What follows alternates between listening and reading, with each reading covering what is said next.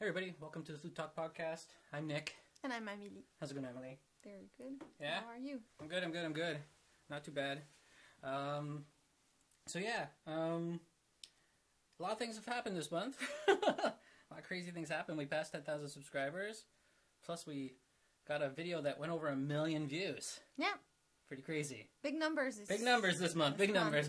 It's all thanks month. to you guys. It's a number month. Yeah, thanks. Thanks so everybody much. who's watching and also subscribing, and then also here in Canada we were on YouTube's Creator on the Rise as well, which is absolutely amazing. We were trending. We're the fourth video on the 14th of December. We were trending for the whole day, so they put us up there in front of everybody else. Very cool. Very cool. So and surprising because like they usually do flute. Yeah, we do flute, right, guys? Like yeah. I've never seen a music education channel on any of those. The US version, the Australian version, any of those things. So I want to thank YouTube. Yeah, I want to thank YouTube and the algorithm and all those types of things, and you guys too, because you guys, it's crazy. We had over 7,000 new people over this past month that joined in to this flute family, and also we also opened up a new store, a little merch store. We're partnering up with Design by Humans, so we have a shirt, 2 shirts out right now, and a mug and a couple things. But we're going to be adding new things all the time, so you can check on the main channel page and when I finish that book, will it be on there? No, that'll be on the website. Okay. Actually. Yeah, the books that we're going to design are our own thing, but like our standard merch, stickers, mugs, iPhone cases will be on Design by Humans. Yeah, so you can definitely check on the YouTube channel and check that out. And we have 2 shirts there and mugs and stickers that you can get, and that helps us directly, which is amazing. It supports us to make more stuff, do cooler things, go all around, and yeah, we have a lot of different things to talk about today. We have a bunch of questions that we're going to get through, and then also talk in the comment section as well, and answer your questions in the comment section live. If you're watching this not live, make sure to leave comments in the video box below, and also we're going to be doing a 10,000 subscriber giveaway. We're going to give a couple prizes away. Not today. We're going to give one away probably at the end of the show. We're going to contact somebody through the comments. We're going to pick somebody through the comments. So make sure you comment and ask a question and put the little hashtag flute question inside the comments. That way I can look and see that you've entered for one of the prizes. But we have some sheet music that we're going to be giving away, some flute plugs, like the silver flute plugs, that you can put inside your holes of the flute. So if you have any problems with your hands. And a little goodie bag with a couple of little things as well. So yeah, I think we're gonna release about 5 prizes, but we'll release one tonight, and then the other 4 we're gonna release a week from now. So if you want to enter in this video, you have to reply and comment down below with a question, and like I said, put hashtag flute question, and then that way you're entered for this week. And then next week we'll announce the other 4 winners. So yeah, that's great. Yeah, it's pretty cool. So hi to everybody who's in the chat. That's great. There's a lot of people in the live chat as usual, which is great. Good afternoon, everybody. How's it going? So yeah, leave your questions in the comment section. I'll check them out. And we're going to start with one question today.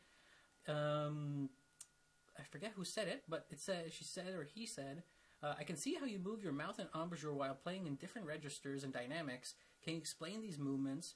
In which register do you move your mouth forward or drop your jaw down, etc.? Also, how do all these movements affect the intonation? And she says thanks for sharing all of our knowledge with them, with her, but with everyone, obviously. What do you think? Yeah. Well, usually, the higher I get, the more forward I push my jaw. But is it really my jaw, or is it just the little muscle here? In French, it's called buccinateur. I don't know in English. Buccinator, I guess. Say it again? Buccinateur. It's the name of the muscles here, I think. Oh, the lip muscles. You can just the lip muscles. Yeah. Just those muscles here. There's thousands of them, actually. It's a group of muscles. Oh, a huge amount. There's almost, I think, 1,000 in each row. Like little slits of muscles where you actually see your lips going down. That's kind of simulating where all those muscles are, and they're all working individually. It's crazy. Crazy, huh? Yeah. Crazy. Maybe, that's other questions that are arising in my mind just now. But yeah, I move my jaw a little bit, but not too much either, because you don't want to strain your jaw. It's not meant to move that much front and back. When you talk, goes open and closed more than front and back. Right. Yeah. But this little muscle can, you know, you go.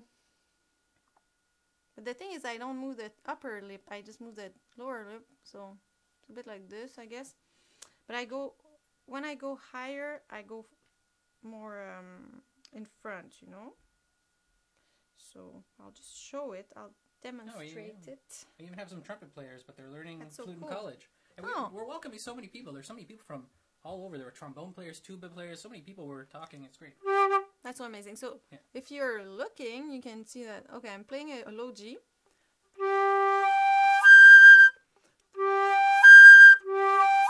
Like, do you see it here? My lip moving a little bit? Just look here, and then I'll do it on the side. Right. Yeah, I see it. It's about 4 millimeters. It's not a lot. 4 millimeters. I don't even think about it. Max, yeah. So I'll do it on the side. Yeah, just watch your flute there.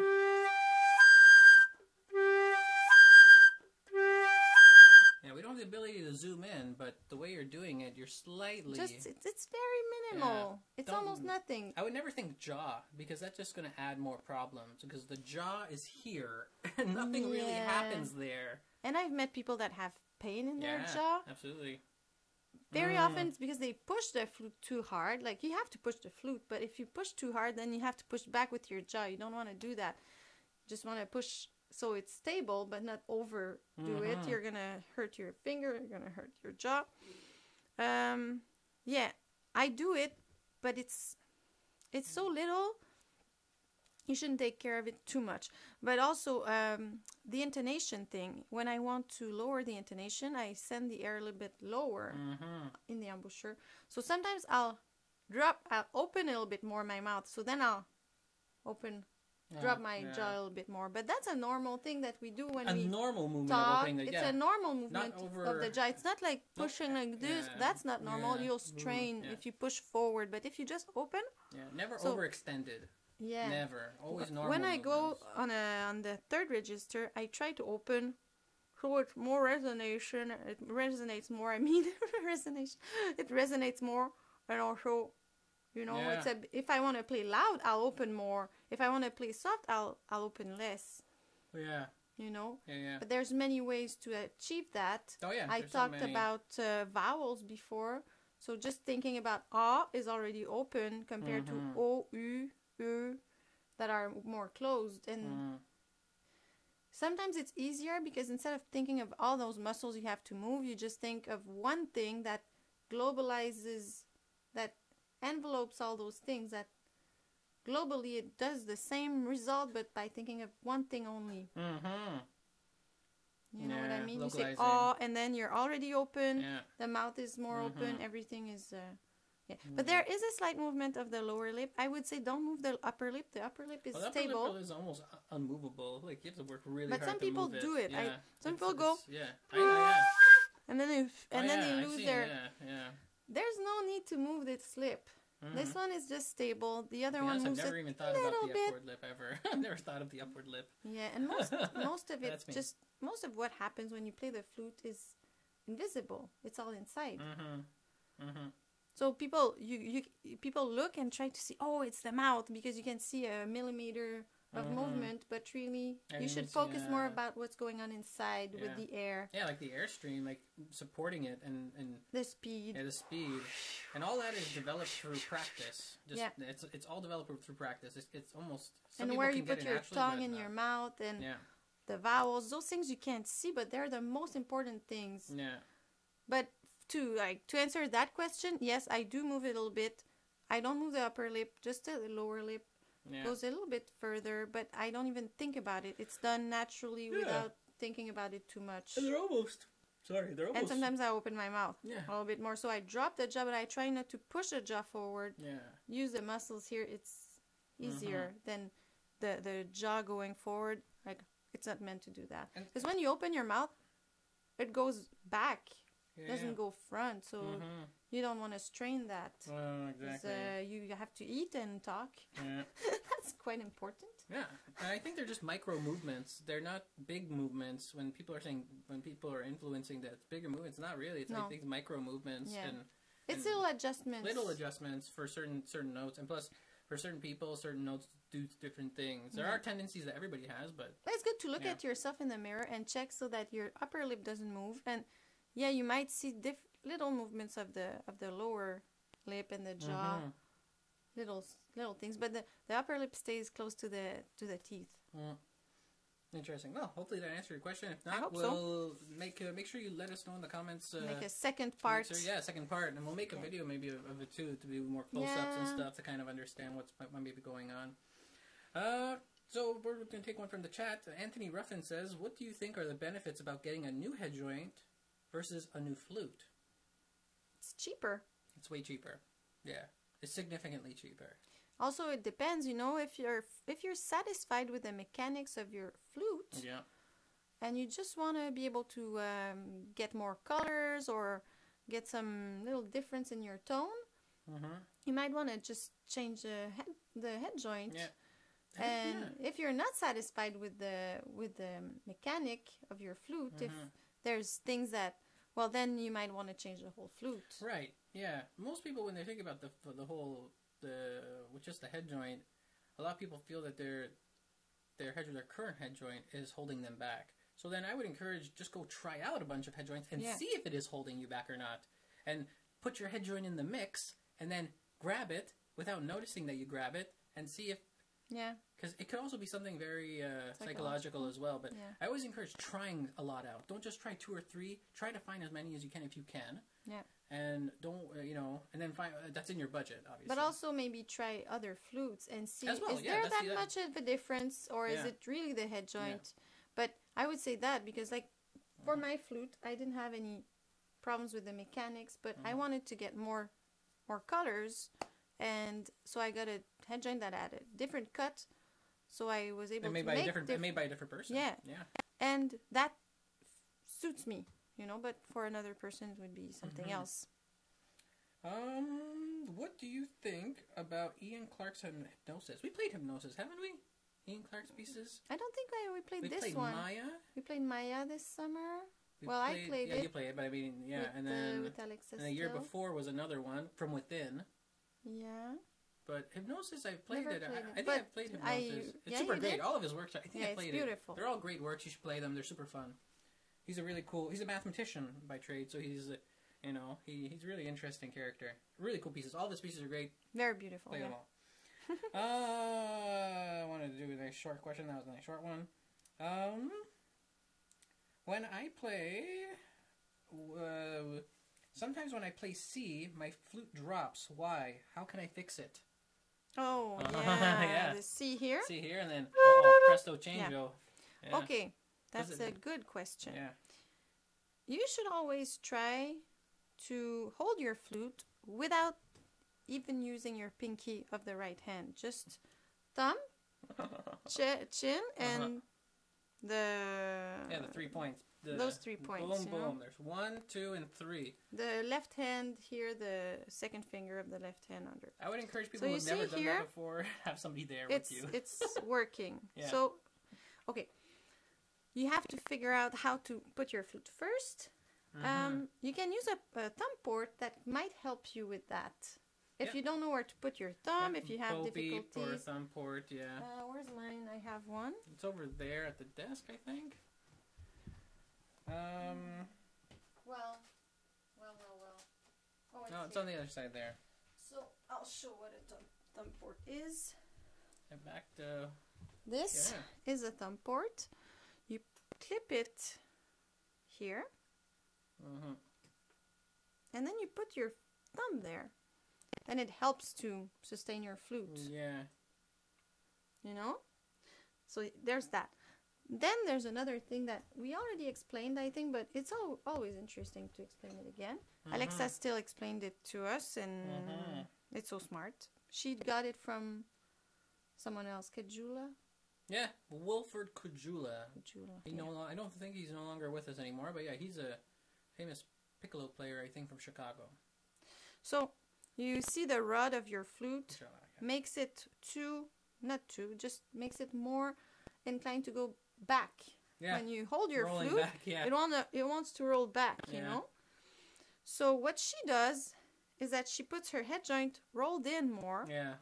Quite a bit, actually. If I think so, yeah. And then she goes like this, and her hands are more like this over the flute. Okay, it's not for everyone. No. Even her students, she doesn't make them do it, all of them. She says it's half and half in her studio, so she wouldn't recommend that for everyone. But it's personally, I moved since I heard her do that. I don't do like her, but I moved my head joint a little bit more inwards now, so that I can feel that it's holding itself, and the rod is not at back as much as it used to, so it's not.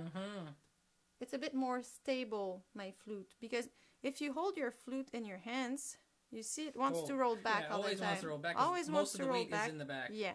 So she's trying to figure out the point that will be where it stays. You see no here, matter where she moves. Yeah, now it's not going back at all. It's not moving. There's a center. Whoop, here it's moving back. You know, never moves forward. No, never. Super rare. So maybe if you try to figure out where to put your head joint, so that the rods are not too much in the back, that would help your flute not rolling back. And maybe the thumb port also might be a help, because it's, you know, it's holding your flute easier. Yeah. So that could be something helpful for you. There's also another thing you can put here. Yeah, bow beep. I didn't try it yet. I want to try it. There's several versions. There's a bow beep, or I don't know how to pronounce it. And there's also soft stuff as well, like a soft little gel. I don't see, like, maybe that could help with the, sometimes we have pain here. Yeah, pain there a little bit. But for holding the flute, that's something that's really helpful. For some people, it's helpful, totally. The thumb ports are great. First, I bought it for my students to be like, some of them might want to try it and see if they like it, and I fell in love with it. I didn't even have problems holding my flute, just I feel more comfortable, so I'm like, wow, let's use it. This is a question from Melody McLennan. She says, is there a short passage that you would recommend to play when comparing flutes in a store? She thought that the snippet from Peter and the Wolf is good, but she's not so advanced. So yeah, it's good and it's not good because it's high register, and that's also why I had trouble recognizing them, because in the high register, you hear less of the harmonics than in the low register. So I would say, what type of piece do you think? I would say just, you don't need to play a piece exactly. You can play no, piece, I mean a short snippet is what she said. Sorry. I would say play in all registers. Also try to tongue to see if it's the articulation is clear. Maybe a couple of scales to see if you're comfortable with the mechanics of the flute. There's like some Bach. There's a Bach sonata, a slow movement from a Bach sonata. Yeah. It's super slow. Just play anything, you know. If you're a beginner, there's all those, you know, that piece. A lot of people play that. Yeah, you can try that. But then you might want to just play something long notes. I don't know. Everyone can play. Yeah, fun. Fun's super easy.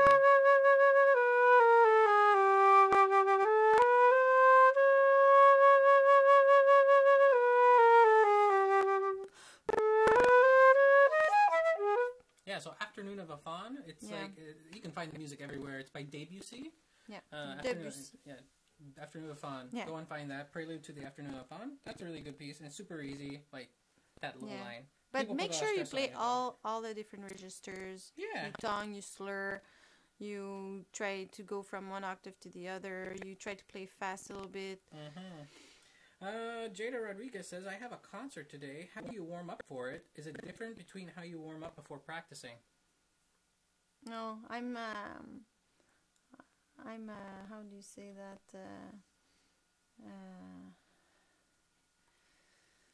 I don't always warm up. You don't always warm up. Yeah, okay. I don't believe in that like much. Warming up before a concert. No. Yeah. If you're already practicing that stuff, you know, it's kind of... I think a lot of that is psychological, and a lot of it is holding us back, because we have that belief that we need to warm up. And then if something happens and we can't warm up, then we're all stressed because we didn't warm up, and then, oh my God, my sound's going to be terrible because I didn't warm up, and things happen. Yeah, life happens. Sometimes sometimes you can't rehearse. Sometimes you can't warm up. Sometimes you have a green room full of people and you're like, oh my God, I don't even hear myself. Sometimes, you know, things happen. Or dress rehearsal was longer and then you had to eat and then boom, it's over. And you have to go and play. And I think if you played yesterday and you played dress rehearsal, I think you still remember how to play the flute. You don't need to warm up again. So that's my opinion of warming up. But if I have to, I do very short warm-up before a concert. In the days before, I'll work a lot on my sound. I'll work a lot on my articulation, technique, all those things. But the day of, I try to just keep my energy more than anything else. And if I warm up, I'll use little things like harmonics, long notes a little bit, octaves, because it's good to work on your flexibility going from one register to the other, and a little bit of articulation. If you check my 5-minute warm-up for flutists in a hurry, that's a video we have on our channel. Yeah, 5 minutes. You'll have an idea of something you can do in 5 minutes. If you're a bit slower doing it, maybe 10, but it's still not too long. That's something that might be interesting. I might do a couple more so you can have different ones, you can use. So that, but I think it's important to do sound exercises. I'm not saying it's not, but it's also important to realize that those things are there to help us and not to restrain us psychologically and keep us behind. and make us stressed about, oh my God, I didn't warm up, I'm gonna sound you can sound good anyways, because sometimes those no, but when we have a habit, when we don't, when we don't follow our ritual, like rituals can be helpful for anxiety. They can lower your anxiety, but then if you can't do your ritual, it does the opposite effect. So I would say be confident that you know how to play, warming up or not. And sometimes I know usually you do your sound exercise and you do your scales and then you do your pieces. Sometimes you should just take your flute and do your pieces. Not every day, but some days, so that you know, oh, I don't need to do that all the time. So you have that confidence. Right. That's incredible. Just saying. That's nice, yeah. It's my opinion, but depends on the people. Some professional flutists would be like, but there's so many different ways. It's like the pianist we worked with this summer. She says, I can not play for 2 weeks, take my piano, and she says good. But some of her friends say, oh no, I have to practice every day or I can't play anymore. Perhaps, maybe it depends on, is it the person? Is it just psychological? I don't know. What a question to ask, really I didn't do a big study about it, but if we ever have enough money, we should go to a college who's doing research about it. That would be interesting. Tell you guys all about it. I would love that. Amber says she's always wanted to play another instrument besides the trombone, and I always wanted to learn the flute. Would that be a good idea? Well, I think so. Today, especially, there was a concert we went to today, and in fact, it was a jazz big band and a choir, and in the jazz big band, there was a trombonist that when they finished their piece, they went up and played flute. So you can go back and forth. So, and the level was really good, and person just was a multi-instrumentalist, and I think there were several other people that were multi-instrumentalists playing sax, clarinet, flute, piccolo, trombone, brass. So try to learn. If you have the desire to learn more, I would say yes, go and do it. There's no limitations. I think the more you learn, it gets easier to learn a new one. It's like people who learn a lot of languages, they say it gets easier. Probably the same with instruments. Once you get you understand how it works, it's exactly. And the more you learn, the more you can learn. It's that. So you should definitely try it. Why not? Any more questions here? So many. What's a good intermediate flute to buy? Darius Martin. There's a lot. There's a lot of them. Yamaha 300 series, 400 series, 500 series is really good. They're all pretty standard, great flutes. We tried Sonare. We tried Sonare by Powell. Lately. Very good. I was surprised. Super good. That's a really good flute. It's a bit. We did a review. Is it online yet? No, that review's not online yet. But we actually have several. We have about 9 reviews coming up. 9 flute reviews of individual flutes that we're going to be releasing. We have one that we released 2 weeks ago about piccolos. 3 piccolos that you can buy, which you guys can go and check out. but we're going to have flute ones coming up soon from the New York Flute Center. And if you're in the United States, you should definitely contact them and talk to them about getting and trying some flutes out, because you can try up to three. There's you can use our code. It's TFC, and it gives you can get more flutes to try. You have a longer trial period, and it also helps us. Absolutely, and it helps us directly as well with the merch and this and you watching. All that stuff really helps.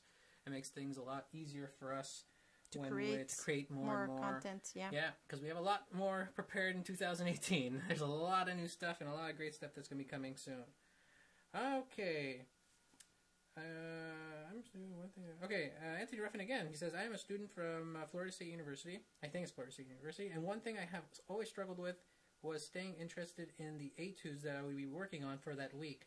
Well, how do you combat that? How do you combat this as well as getting the most out of it? That's a pretty great question. I'll answer that after you answer it. Well. I don't know how to answer that question. I don't know if I'll answer the question directly. I'll try my best. If it's not good enough, you just tell me. So, personally, how I learned those etudes is I would not necessarily learn the whole thing at once. First thing I would do is I would look at it and check if anything was coming back. Because very often it's an ABA form, those studies. Yeah, so usually.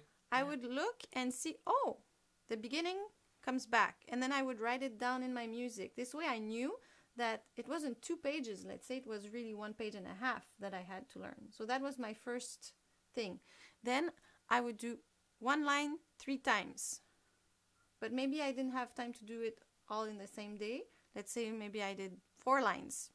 I just stopped there, and then the next day I would continue where I was, and then when I was done that, I would do 3 lines 3 times, and then maybe I didn't have time to go through the whole thing, doesn't matter. And then I would do the whole thing just at the very end. Because if you try to learn something in 1 week and you try to just go through the whole thing all the time, by the memory, you have your long-term memory and you have your working memory. The working memory can contain 7 items. 7 items. It depends, because your brain can group items to make one big item. So it might be a scale, it might be, it's not necessarily one note. It depends how your brain is grouping things. The more you group, the more you can put in your working memory. You know what I mean? So by the time you arrive to the end of your study, you forgot the beginning. It's not in your working memory anymore.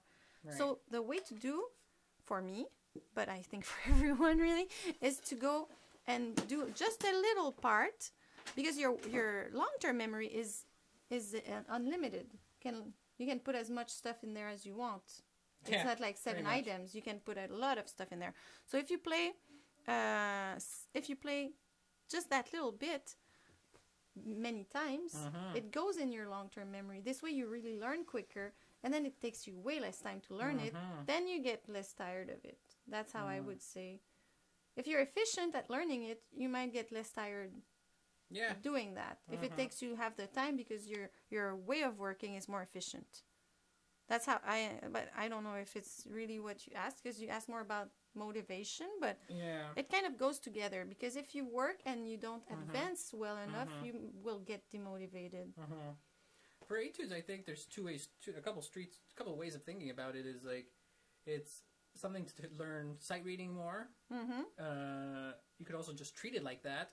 Yeah, it depends on how your teacher wants you to perform it. Because if you wanted the teacher to be, if your teacher wanted to be performance because down. Sometimes it's also for technique. You want to go faster. Technique. Some pieces are but it does both, because if you learn a piece a week, of course your sight reading is going to get better. I wouldn't stress about it too much unless there's a lot of stress being put on it by the teacher. But then talk to your teacher about it, because then, but I would encourage reading through them every day. But don't, I don't know. I always treated etudes as sight reading. Yeah. It got me through them faster. They're disposable. They never were meant to ever be played in concert. Yeah, but some of them, I remember Anderson, some of them were difficult to learn. One a week. There are difficult ones. I had to be organized, or just sight reading through it.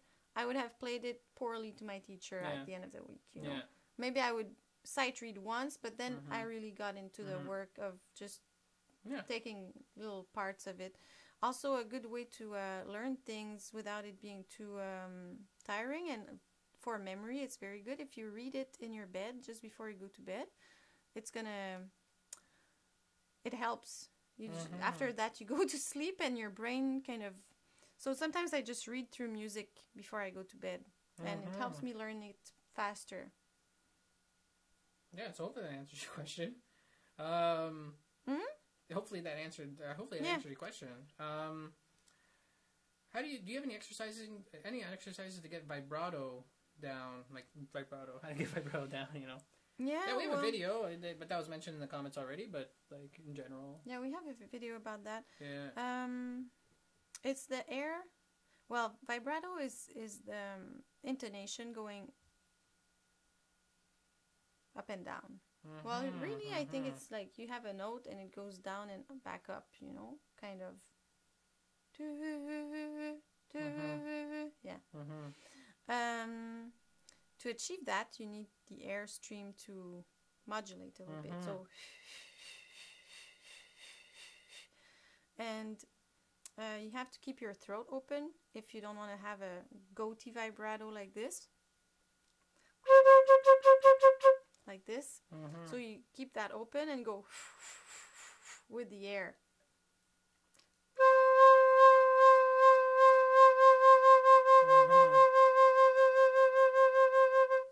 And first I put the metronome at 72, or it can be slower, and I just give 1 per beat and then 2 per beat, and then so let's say just 1 second, but you can watch the video, it's pretty much the same thing. And you go, yeah.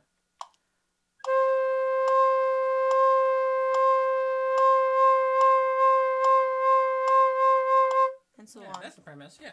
Yeah. Hopefully that starts you off pretty well. Yeah. There was something I was reading in the comments a couple days ago. Somebody said, and the person's actually in the comment section, the car guy, he said he might have seen you in a documentary called Being James Galway, and you played for James Galway, but you've never played for James Galway. So let's set the record straight. Him. We've never Never met him. Yeah. I would love to, but no, I didn't. But maybe someone who looks like me. Yeah. Have you ever been in a master class with somebody that's been like that you totally like thought was like a legend, like you never thought you would ever be able to play for them, type of thing? Well, yeah, I've been in master classes with very great flutists, Patrick Gallois, Robert Langevin, and. But did you ever have one that like James Galway, like you know, because Galway's the. Aitken. Well, I guess Galway's like right? The top of the top, I guess. Yeah. So. But I've played for amazing flutists. Yeah. So. Yeah. Very amazing. So I just wanted to cover that because the answer, the question was out again today, right in the comments right now. I think Galway's the most known. Yes, next Galway's to the most Rampal, legendary. but Rampal died before I started playing the flute. I never saw Rampal. When did he die, Rampal? In 2002, I think. Oh no, I was playing the flute already. I think 2002. Yeah. But I wasn't I think, or 1999, 1999 or 1998. Yeah, I was young. Molly too, she's played the flute for a while, but she wants to get an alto flute, but she also likes the bass flute. Which one should she start with? Bass flute. No, you say alto bass? flute. No, alto flute. This is an alto flute. Everyone, you can play it if you want, and I can hold the other one for you, so you can hear what it sounds like in alto flute. Sorry if I didn't put it in the right spot. I don't put it the same as you. Yeah. I go a little bit more like this. Okay.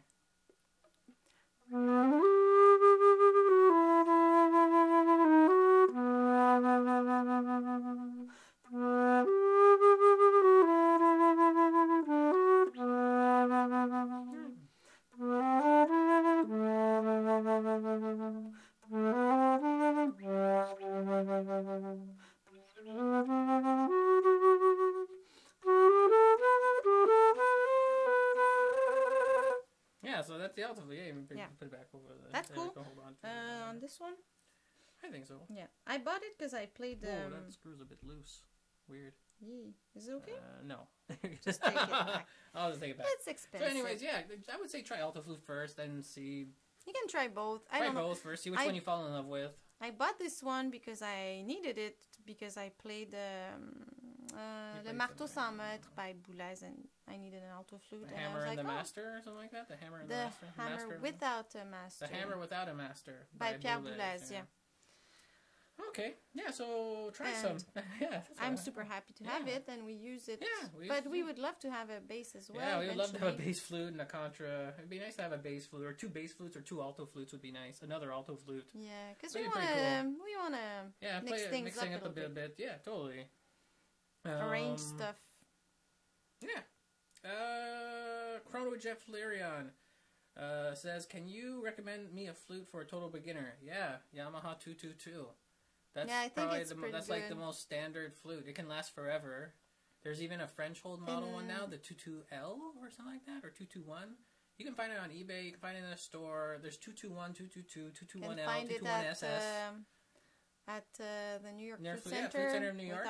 With our Flute Center of New York with our TFC code. Yeah, and you can get and try it out there if you're from the States. And if you look at our video where we compare flutes with different prices, the Yamaha 222 is there. It's quite good. Like it's pretty good. It says it was like $700, I think, but you can get it for cheaper. Yeah, you can find it online. Like your friend found it on eBay for $200, $300 a couple years ago. So it's totally possible to find a good deal. You know? Yeah, used within your own area. I would say if you're looking on eBay, look in the United States if you're in the United States, and all those types of things. Also, places like the New York Flute Center have used flutes. Yes, they do. They also have used flutes as well, too. So it's worth talking to them. Yeah. And use our code TFC, which is pretty amazing.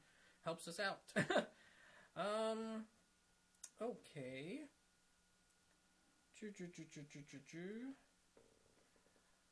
Okay, also Oh, yeah, Amber, she's that trombonist again. She's like wondering, she has an underbite. Will that be a challenge to play the flute? I don't think so. No, you should try. It's worth trying. No, I don't think it would change because anything. You're still blowing. No. The lips are still doing different things, like where the teeth are. Might even help in a way. Maybe. Might help. Because personally, sometimes I feel I have to push my jaw front. Right. So her jaw is already... I don't think it would be a big problem. Because you can always find a good angle, no matter how... With an alto flute, should the person get a curved or straight head joint? Depends on your arm length. Depends on your arm length. It depends if you're a very tall person, if you're a short person, or if you have long arms, or you have short arms. But yeah.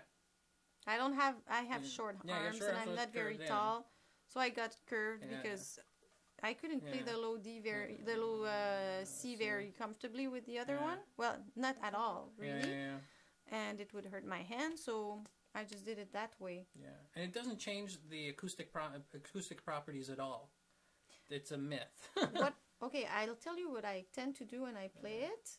I tend to blow a little bit to the left. I don't. I just blow as I do on the flute. It doesn't do anything. I think it's a psychological thing. Yeah, maybe it's a psychological thing. Yeah, maybe. I feel it's easier when I do it that way, but yeah. So it all depends. Depends how it feels. Go try one with the straight, try one with curve. But I've seen some altos come with both.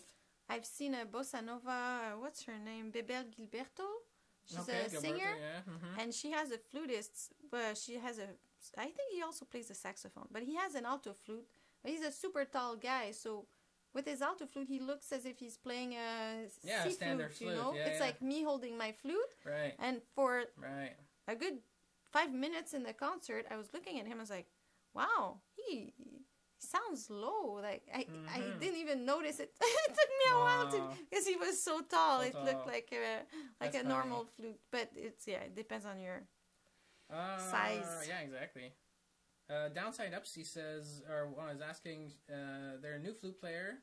Their friend is teaching them, but they don't know where to find a cheap, reliable flute for a beginner. Any suggestions? Like before, if you're in the United States, check out the Flute Center of New York, Yamaha 222, or any of those ones under about $500, $600, $700. Yamaha, Pearl, and they have used. They have used there as well too, so you can get something a bit more higher for a little bit less. And also they're very knowledgeable. Yes. So you can call them, tell them your needs, and ask them. Yeah. Let them know that we sent you, and then and then they'll just set you up, and then if you're in the United States, they know what they have in stock and all inventory and what they can get quicker. But like I said, like Yamaha 200, 300, 400, 500 series, if you really want, those things will last you for your whole life. Yeah. If you take good care of it and you bring it to the repair man every 2 years. Sonari is more intermediate, huh? Yeah, Sonari would be like the 500. No, Sonari is like the intermediate Powell. Yeah. And Powell, they don't have beginner models. No, that's like their... Yeah, that's like their low end, but it's still... Yeah. But it's actually quite good. Sonari is really good. Yeah, they sound really good. We'll have that review out very soon. Yeah. Because those were really good flutes as well. So yeah, I would definitely... If you're in the United States, the Flute Center in New York is really helpful. If you're anywhere else, if you're in Canada, there's Along with McQuaid, there's Twig Music, which is here in Quebec, which is really quite good. I don't know anywhere else in other countries, but there's also, like, if you're in England, you can go to Trevor James. And, Trevor James flutes. Also, Trevor James flutes are really good. Yeah, the 10X. Yeah. It was very good. Yeah, the 10X is probably one of the best flutes. I think one of the best flutes ever made. And it wasn't very expensive. No, it was like $800, $900 bucks. Like, you can have it with both head joints. Yep. It comes with a curve. If you don't need it, you don't have to. It costs a little less. Yeah. But the Trevor James 10X. That was surprising, that flute. Yeah, that's one of our first reviews. If you check on the channel, go and find Trevor James, type it in, and that was one of the most surprising flutes I've ever seen. It was very good. Very good. So, yeah, definitely worth a try. There's a lot of good flutes for a good price if you're starting. Yeah. Oh, my gosh. There's so many flutes now. Yeah. There wasn't that many 20 years ago, I'm telling you. No. There was almost Now nothing. there's more brands that have a good model for beginners. Exactly. So, yeah. We also had we also have questions here now, too. There was one here. Yeah. Go to town. D-L-K-E-U-R. Delker says, I'm an ex-professional flutist who suffered a severe accident that left my elbow with restricted movement. My choices were to live with it and retain what dexterity remained, or to have repeated surgeries to repair the restriction. The surgeon said that with each surgery, I could potentially suffer more nerve damage and could lose more and more sensation and dexterity in my hand. I chose not to pursue more surgeries and keep what dexterity I had remaining, rather than risk further nerve damage. So you cannot bend more than 90 degrees. That's crazy. Cannot extend beyond 165. But I'm able to play again, not as elegantly as I used to. The problem I have is that I've managed to get approximately pretty much back normal, except my ring finger, which is compromised, moving at approximately half its normal dexterity and speed. It's also lost its lift when playing, and so far no physical therapy can improve it. Trying to explain to a physical therapist, even demonstrating with a flute, brings me little effective help. I mentioned you're a yoga practitioner as well. Maybe you might have some insights to offer. Do you have any suggestions on how to improve dexterity, speed, or lift for that ring finger? Okay, I'm not an expert in... I'm interested in Qigong, yoga, Pilates, all those things, Tai Chi. I like those things, but I'm really not an expert. For the ring finger, even for me, or anyone who doesn't even had an accident, it doesn't lift very well. No, it doesn't work. And how evolution doesn't really... The way I do it is I rotate my arm, the full arm from the elbow, and you see you can go fast like this. So instead of lifting the finger, I use my arm.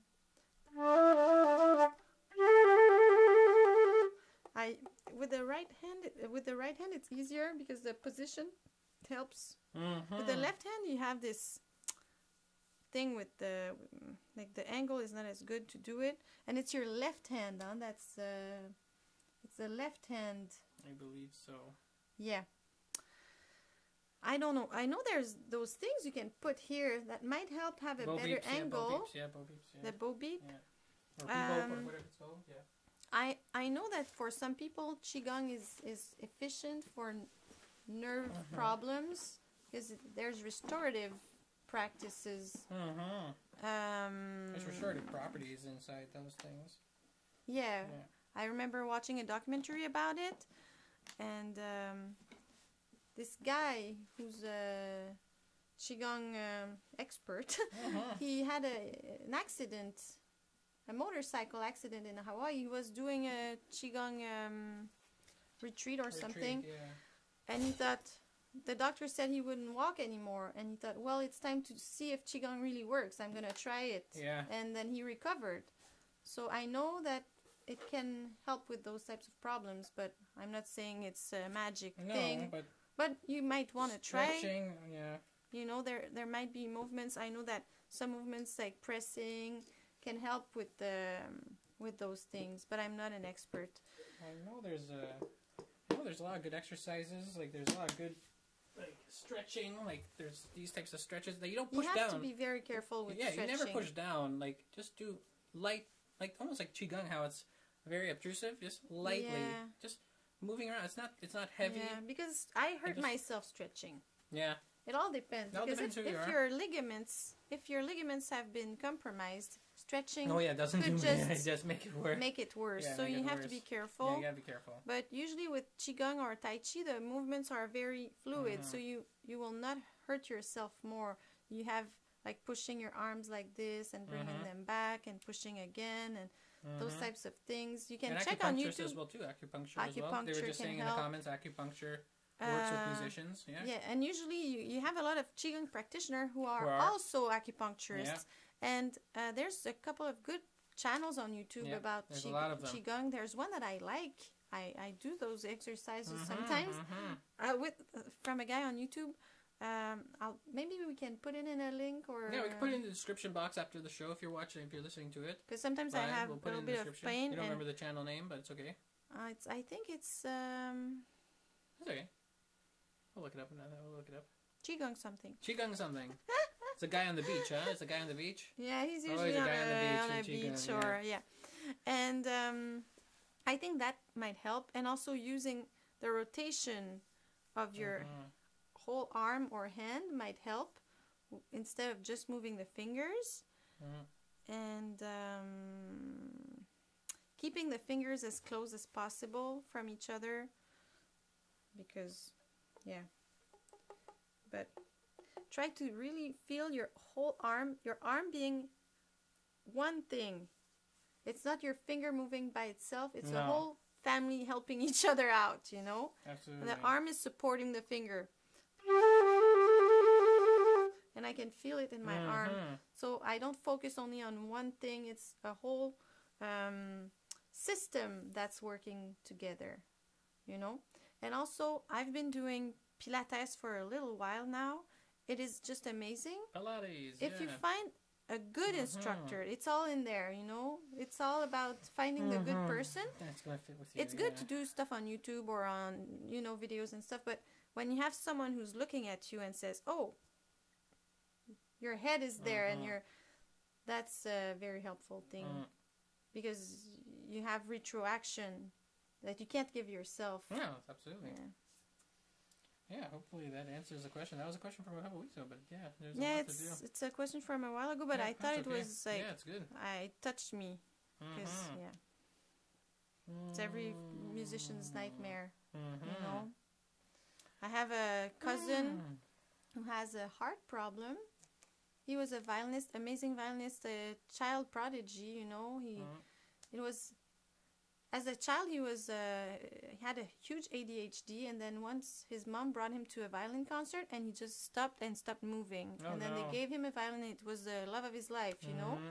And now he can't lift his arm more than a certain height because it will do something to his heart, and then he can't play. It's so sad. It's very difficult for him, and he tried playing other instruments, but really, that was his instrument. But it's life. That's tough. Sentinel Sound. We have another question. Said they just bought a flute to kind of get back into playing again. What kind of maintenance equipment should I buy to keep this thing in working order? They see all types of kits and they're not sure what is actually necessary. It's just a rag? Okay, to clean it inside? I'll answer the question. So a rag, and a good technician. Yeah. I would say that there's only one thing you really need. The thing that's in a flute case, you already get a rod and a rag. If you don't have a rag, find a cotton. You know, not cotton, but like Egyptian cotton. It's like or a cheesecloth, but cheesecloths sort of get messy and then go inside your mechanisms. And get a screwdriver. And there's only one screwdriver you can get, and it's from JL Flutesmith. JL Flute Smith Co. And if you type that in Google, it's a little screwdriver. It's silver. It's reversible because in a fix, if you're in a problem and you're nowhere near somebody that can help you to get a loose screw that's loosened on the side of the post or anything like that, this screwdriver will do for you, and that will save your life all the time. It also doubles as a spring hook thing, if a spring hook adjuster, but you can also go to Walmart and get a needle thread, like a threading for needle. That is actually a spring hook. That's what we use. That's only like $2. So a spring hook, in case those are just in case things. It's just for emergencies because only. Usually you should go to a real those are emergencies. Yeah, I mean that's but that's what the person maintenance. means there for maintenance equipment. I would call that like emergency kit. Yeah, emergency kit. You shouldn't get any type of kit to help keep the maintenance up. Go to a technician. At least if you're playing a lot, at least 2 hours a day, you should see your technician every year. Every year, even earlier, maybe 8 months. If you're like only doing it like maybe half that time, 2 years, just to get it checked on. Maybe there's nothing that needs to get done, but go and bring it to them. They usually estimate for free. Yeah. And do that. And sometimes it can prevent more problems that will cost you more. Oh yeah. So. Yeah. Do the lips... Oh, I think we did this. Do the lips vibrate when you flutter tongue? No. What is the feeling of the lips? No feeling. They don't move at all. Just no movement. The lips have nothing to do with it. I watched a really interesting video, and there was a conversation in the Flute forum, which is a Facebook group, which is really good. There are speech therapists that... I never thought of it that way. You can work with speech therapists if you're really struggling. Spending a 1 hour session with a speech therapist can get you to do that. Oh, I'm sure. Absolutely. If you're really struggling, it's find really one in your area. Yeah, it's their forte. That's what that is. And them rolling R's, that's one of their easiest things to teach. They'll look at you and they'll be able to figure it out. Yeah, and they'll give you exercises, and then you'll be done. If you really are struggling for weeks and weeks and you can't figure it out, go to a speech therapist. I read that, and I watched a speech therapist video that people were recommending. There's also speech therapist videos on YouTube, but if you feel that doesn't get you... But sometimes you need retraction, like we said. You need someone to look at you and be like, try this, try that. And it's crazy. And even sometimes you'll have surprises, because I went with my son for his... he was... his tongue was in the way a little bit, and it turns out he was pushing on his teeth, and he would have had teeth problems because he was pushing with his tongue on his teeth all the time. So you might discover that it will help you for something else as well. Maybe there's, Yeah. So. Absolutely. Yeah, and I think we might answer one more question from the comments, and then one more question. We're going to answer one more question from our sheet. And if you have a question that you're dying to ask us, put it down in the Flute question with the hashtag Flute questions, and we'll answer one of them. And then at the end of the show, I will pick somebody and I will message them directly as fast as I can after the show with winning a giveaway. So, what was the other one here that I remember seeing here? Oh yeah, jump. Was it this one? No, I thought it was this one. It's so hard to jump up and down from the middle register and then dip down to the low register like a D. Feels like I'm blowing too hard when I go low. Am I doing something wrong? So, you want me to repeat that? No. No? Yeah. Okay, let's say you go from a middle D to a low D. Probably you blow too hard. You don't need to blow hard. Also, try not to move your head low. Yeah. Sometimes we do this. And we cover the holes. I see people doing that a lot. So just keep your head straight. And in your belly you can feel,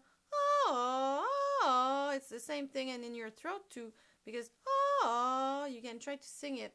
You'll feel all that's going on inside when you sing it. It should go on inside when you play it. So just go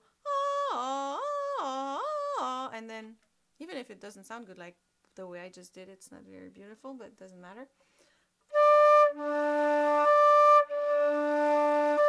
And then you try to do those same things you did when you sang, when you're playing, and don't overblow. Just stay relaxed. Don't move too much, and your jaw will go down a little bit, but don't think about that too much. Yeah, I don't even feel it. So, But look in the mirror. Look in the mirror. Try to keep the same opening of your embouchure hole. Don't close it by putting your head down. That's really good. Yeah, there you go. And our last question of today's podcast will be from Deanna Trepanier. Hopefully I'm pronouncing it right. Sorry. Any advice for someone who has stopped playing for 10 years or more and wants to start playing again to avoid getting frustrated and losing all the progress they had made? Well, what do you think? Well, it's about having realistic goals first, you know. Oh, yeah, setting realistic goals. Yeah. Absolutely. And making it fun. Maybe you would like to find people to play with, find a band, find something in Church your area. Group, or another flutist maybe somewhere around, play duets, or another instrumentalist. Yeah, a guitarist, a pianist, just someone to play with might keep it fun, you know. That's really a good idea. So you don't just play on your own and be frustrated. And the thing will probably be the sound coming back. So just be patient. Do a little bit of sound exercise every day. Harmonics, long notes, stuff like that. Go back doing your scales again. Those types of things. Yeah, those types of things. But really just making it fun again. Yeah, play repertoire you like. Don't try to play something that you didn't play before. And be patient. Be patient, yeah. Because in the beginning, you might even have, the little cramps you get when you didn't play for a long time. Cramps in the arms, cramps in the mouth. Yeah, in the throat. Sometimes when I'm not used to opening my throat anymore as much, I'm like, oh my God. Your abs might hurt, Whatever, all types of things, but just don't overdo it in the beginning. Go slowly. Apprivoiser, how do you say that? Getting reacquainted. Yeah, getting reacquainted with it. Yeah. So okay. We'll do one last question. Hopefully that helped. Yeah, we did answer that question about the underbright. It's totally possible. Yeah, she said it was okay too. What are your top 5 tips for beginners? What would be 5 things you would want to say to a beginner? Don't cover the hole. Okay, next.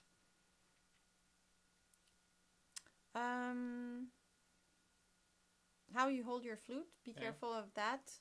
The position, the posture. Support. Okay. It's pretty much what I start with. Keep your fingers close to the keys. Oh, that's a good one. Always blow. I just said that. You said that? Oh. I said support. Yeah. Blow all the time. Yeah. Yeah. No. What about nanny? And then practice. So hopefully that helps. Yeah. So I'm glad everybody got. This was a really good podcast today. Like I said, we're going to be doing a giveaway today. I'm going to pick somebody from the comments, and I will come and contact you guys later tonight through a direct message, hopefully through YouTube. So keep your eye out on that. But we're going to release some other stuff throughout the week. So if you're watching this and this video ends, there will be a comment section down below. Put your question down below with the hashtag flute questions, hashtag flute questions in the comments, and then we're going to select 3 or 4 winners throughout this week. Additional winners through the comment section that's underneath the video. And Can I say one? Oh. Yeah, go ahead. Yeah. No, one last thing about practicing. Yeah, sure. Yeah, set goals when you practice. Okay. Because if you just take your flute without a specific goal in your mind, I think that's a goals though. Yeah. Even those last 2 questions for the person who's going back to it. And set a realistic goal in your mind before you start practicing. Instead of just taking your flute and whatever. Yeah, whatever Because works. sometimes we just do our time. Oh, I'm going to do an hour. We put it there. But it's way more efficient to do a good 20 minutes with a very clear goal in your mind. Absolutely. Than just killing time. You know what I mean? So that was my last advice of the day.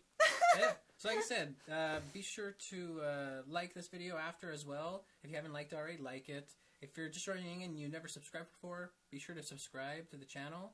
And like I said, after this video is done, be sure to make add an additional question so you get an extra chance to be part of our giveaways for our 10,000 subscriber giveaway, which is crazy. 10,000 subscribers in 3 years. Pretty amazing. So we're going to give some special prizes out and mail those out to people. And what else? I think that's it. If you have any comments or any requests for any videos you want us to make in the future, let us know down in the comments. And I think that's it for today. I'm Nick. And I'm Amélie. See you guys. Thanks everybody for watching. See ya. Bye.